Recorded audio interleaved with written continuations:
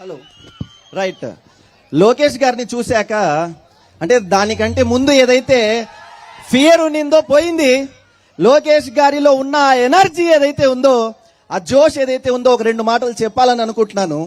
నేను ముందుగా చెప్పినట్టు నందమూరి తారక రామారావు యొక్క ఆత్మగౌరవం, నారా చంద్రబాబు నాయుడు యొక్క ముందు చూపు, భువనేశ్వరి అమ్మ యొక్క దాతృత్వం, అదేవిధంగా నందమూరి బాలకృష్ణ యొక్క పౌరుషం అన్ని కలగలిపి ఆవేశం మన నారా లోకేష్ గారు ఒక శిల్పంలా చెక్కబడ్డారు. ముందు కూడా చెప్పాను. అదేవిధంగా నారా లోకేష్ గారి గురించి ఇంకో రెండు మాటలు చెప్పాలనుకుంటున్నాను.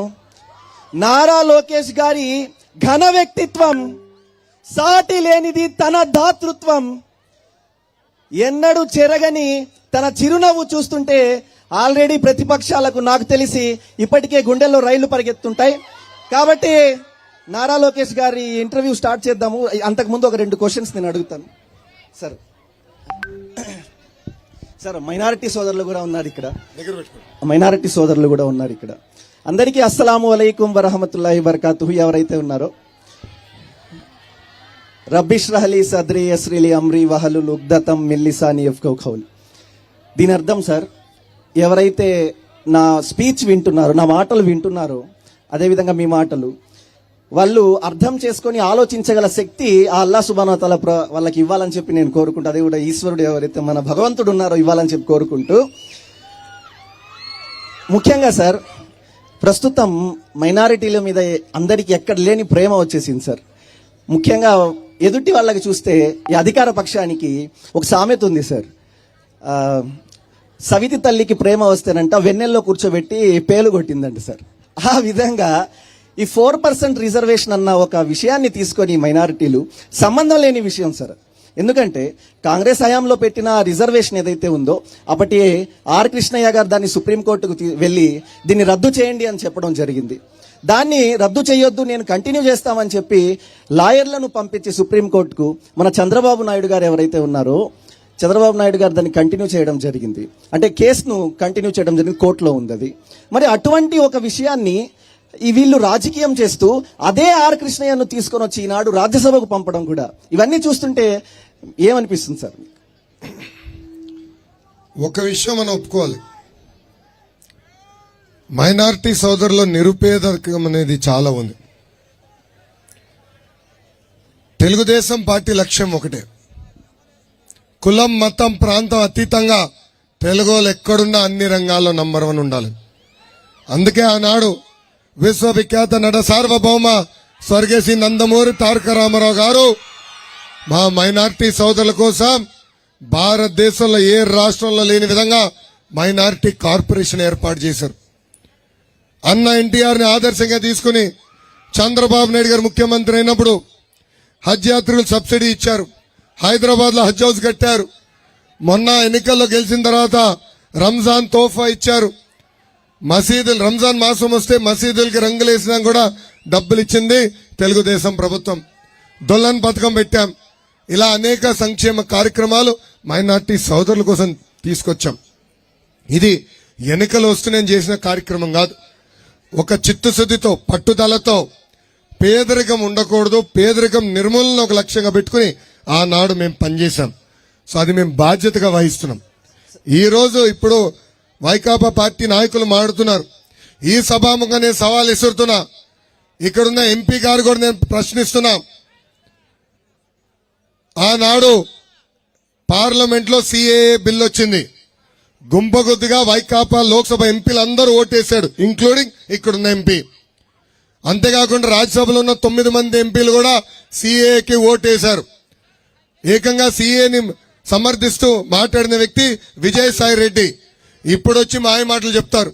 ఇప్పుడు వచ్చి తెల్ల కాగితాల ముసుగులో ఏదో సిఏ వస్తే మైనార్టీ సోదరులు ఇబ్బంది పడతారని చెప్తున్నారు. తల్లి ఒక సామెత ఉంది, నిజం గడప దాటి లోపల అబద్ధం ప్రపంచం చుట్టూ తిరిగి వస్తుందని.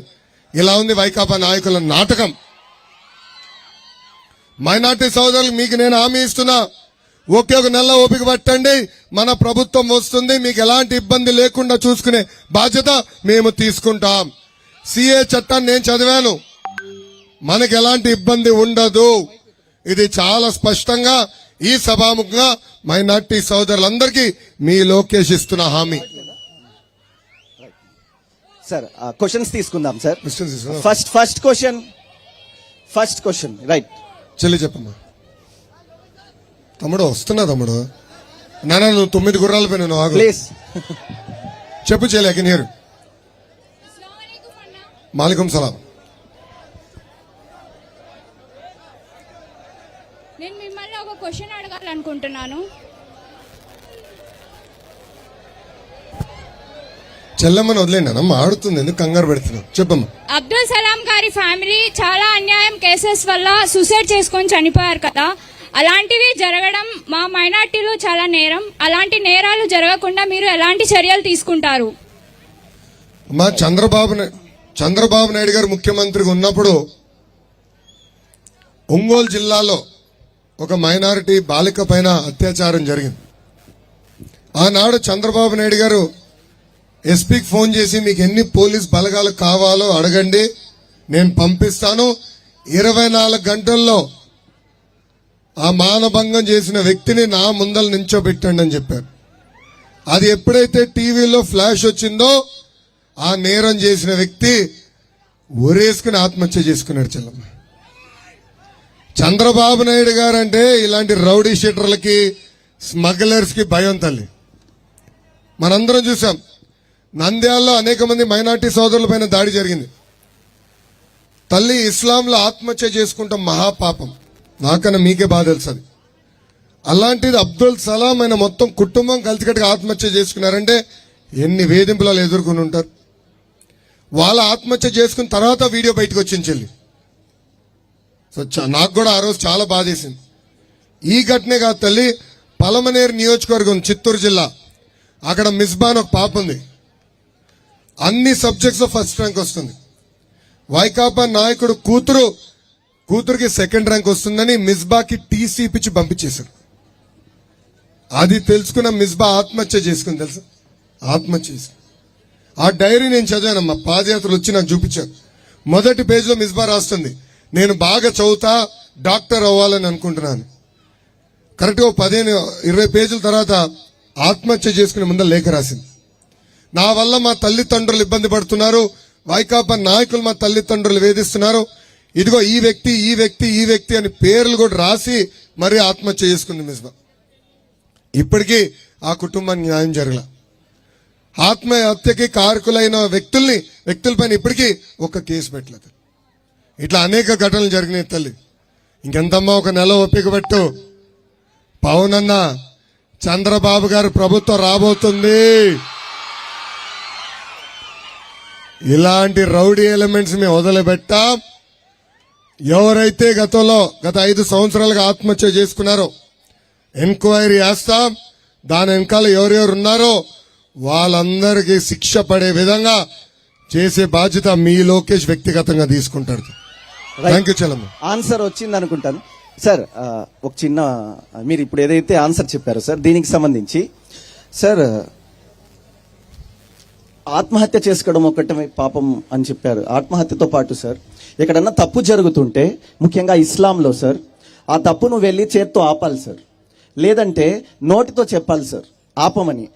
అది కూడా కాకపోతే మనసులో అన్న అనుకోవాలి సార్, ఈ తప్పు జరుగుతుంది, వీళ్ళు ఇట్లా చేస్తున్నారు ఆపాలని. కానీ ఈ రోజుల్లో ఈ గడిచిన 5 ఏళ్లలో ఎలా ఉందంటే సార్, ఆపేది కాదు కదా, ఆ తప్పు జరుగుతుంటే చూస్తే కూడా వాళ్ళ మీద కేసులు పెట్టడం, మరీ ఎక్కువ ప్రశ్నిస్తే వాళ్ళని తీసుకెళ్లి లోపలేయడం, అరెస్టులు చేయడం. సార్, ఈ 5 సంవత్సరాల్లో ఎవరైతే మైనారిటీల మీద దాదాపు 100కు పైగా మైనారిటీలు ఏదైతే దౌర్జన్యాలకు గురయ్యారో, అత్యాచారాలకు గురయ్యారో సార్, వీళ్ళందరికీ మీ ప్రభుత్వం, తెలుగుదేశం పార్టీ ప్రభుత్వం అధికారంలోకి రాగానే సార్ ఎటువంటి యాక్షన్ ప్లాన్ తీసుకుంటారు సార్? కేవలం మైనార్టీ సోదరులపైన కాదు, మైనార్టీ సోదరులపైన, దళితులపైన, బీసీలపైన ఎప్పుడు లేని విధంగా దాడులు జరిగినాయి. ఒక ఉదాహరణ ఇస్తా. అమర్నాథ్ గౌడ్ అన్న కుర్ర ఉన్నాడు, రేపల్లి నియోజకవర్గం. అక్కడ అమర్నాథ్ గౌడ్ వాళ్ళ అక్కని వైకాపా నాయకుల పిల్లలు ఏడిపిస్తున్నారు.